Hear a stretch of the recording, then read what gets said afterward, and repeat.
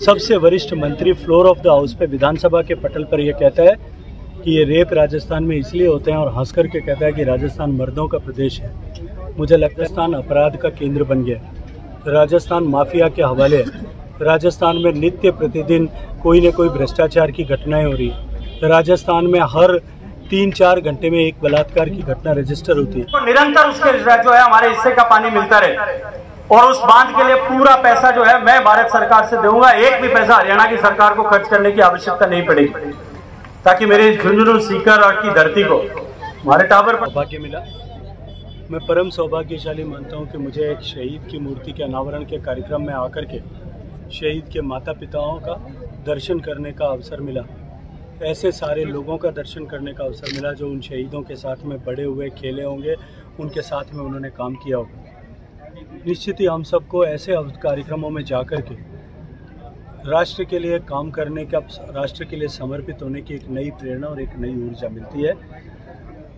किसी कार्यक्रम के निमित्त केवल मैं आज यहाँ झुंझुनू में आया हूँ और इस कार्यक्रम में आने के लिए मुझे अवसर प्रदान करने के लिए मैं यहाँ के स्थानीय सांसद श्री नरेंद्र कुमार जी का और भारतीय जनता पार्टी परिवार का अभिनंदन करता हूँ। सर, एक सूबे की जो कानून व्यवस्था है वो लगातार ये सरकार की प्रायोरिटी कानून व्यवस्था बनाने के बजाय, और जब मैं सरकार कह रहा हूँ तो सरकार के मुखिया की प्राथमिकता कानून व्यवस्था, और सरकार के मुखिया क्योंकि गृह मंत्रालय के मंत्री भी हैं तो उनकी प्राथमिक रूप से जिम्मेदारी, लेकिन उन्होंने अपनी उस जिम्मेदारी का निर्वहन करने के बजाय कुर्सी को बचाने और कुर्सी पे बने रहने को प्राथमिकता दी।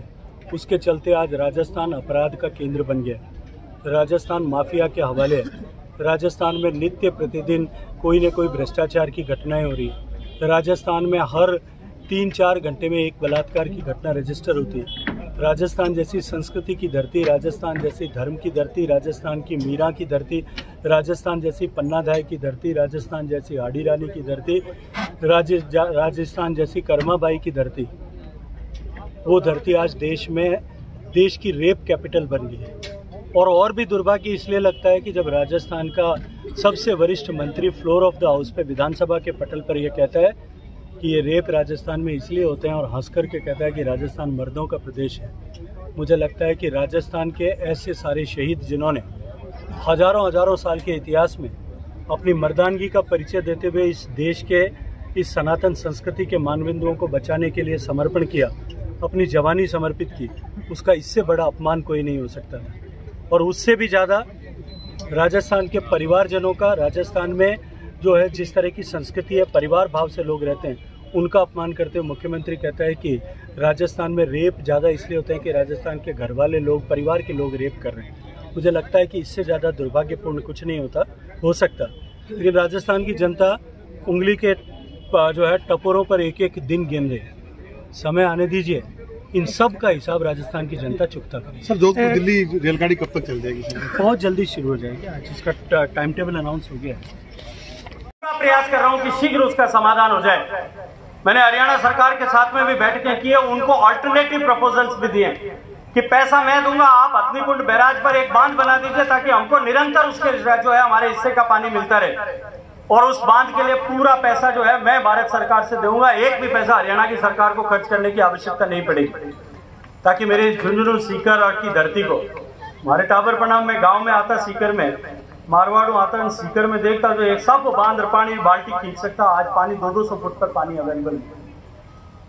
जहां आम के बगीचे हुआ करते थे वहां भैंस पिलाने के लिए भी पानी टैंकर से मंगाना पड़ता। उस परिस्थिति को समाप्त करने के लिए आप सब ने मुझे आशीर्वाद दिया है। मैं पूरी तरह से प्राण की ऊर्जा से जुटा हुआ हूं। न्यायालय में विषय इसलिए मैं बहुत ज्यादा उसके ऊपर टिप्पणी नहीं करना चाहता, लेकिन जिम्मेदारी से कहता हूं कि इस तरह की व्यवस्था करूंगा कि आपकी इस समस्या का हमेशा के लिए समाधान हो जाए। यहाँ झुंझुनू के खेतों में भी, सीकर और चूरू के खेतों में भी पानी मिले और पीने का शुद्ध पानी हर घर तक जो है वो जायका की स्कीम से वहां से नहीं लाना पड़े, सीधा हमारे हक हिस्से का पानी हमारे यहाँ तक पहुंचे। इसके लिए मैं पूरा प्रयास करूंगा। मैं एक बार फिर